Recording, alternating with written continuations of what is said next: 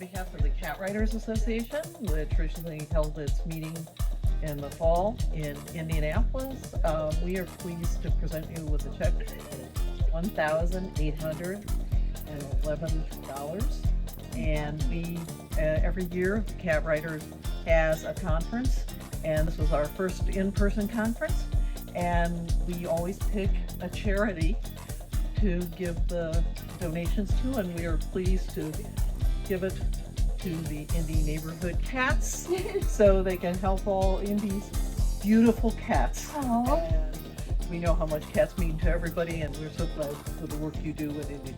Well, thank you, because this lovely regal gentleman was somebody that came off the streets at a colony and is now here as a resident, helping with the patrol of food, keeping it nice and clean. Okay. His name is Newman.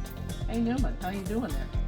Yeah. He's trying to do a lot with $1,800. Absolutely. So I hope that helps your charity, and again, thank you so much for the work.